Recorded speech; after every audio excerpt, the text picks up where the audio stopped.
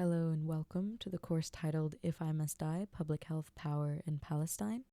Thank you for being here and learning alongside us. Last week, we covered mental health and trauma as it affects humans. This week, we're diving into environmental and occupational health, where we'll cover the effects of this genocide on quote-unquote more than humans, as well as on worker populations.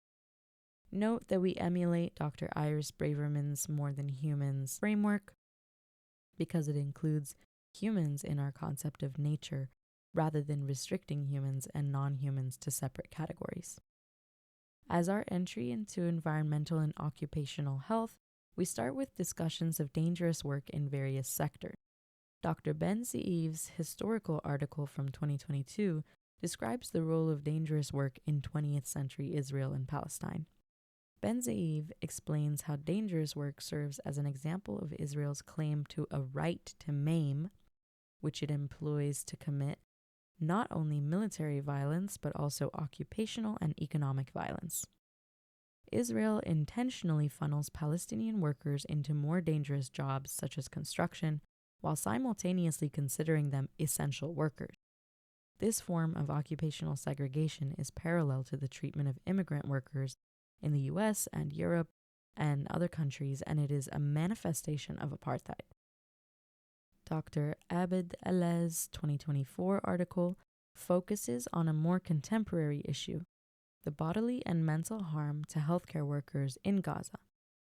Israel's latest extermination and displacement efforts in Gaza further increase the risks to and exacerbate mental health needs of healthcare workers. The current episode of violence leading to an overwhelming amount of patients, as well as staffing and supply shortages, which have been made even worse by Israel's intentional targeting hospitals and medical facilities. Barakuni and colleagues described the long-term environmental health effects of ongoing violence in their article about the 2014 military attacks in Gaza.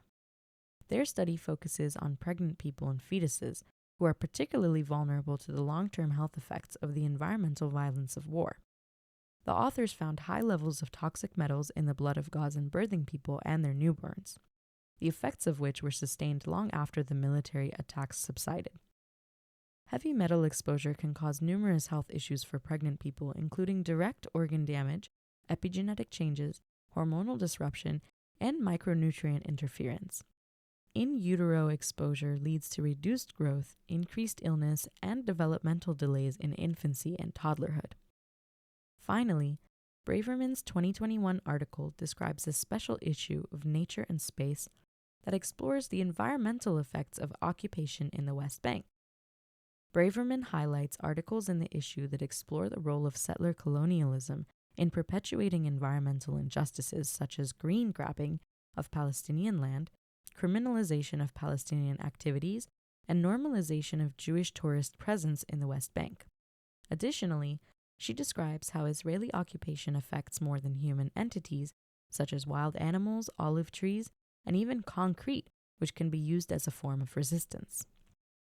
To remind ourselves of the beauty of the land of Palestine and the resilience of the Palestinian people, fauna, and flora, we recommend watching a video on olive harvesting by Palestinian journalist Bisan Auda, which we have included in the slides.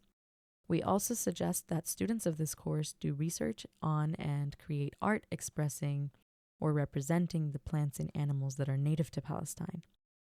We did this for our live class for the week, and it was really beautiful seeing the creations of Palestinian more than humans that our students produced.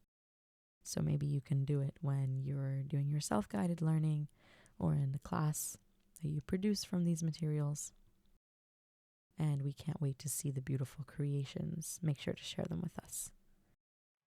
This course and website is brought to you by the Health Not Punishment Collective. As always, please feel free to utilize any of the course material for your self-guided learning or classroom setting.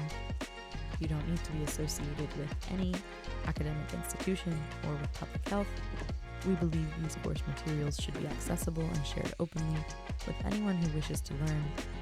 If you would like to support what we're working on, give us some love on social media. We're on Instagram at healthnotpunishment_LA.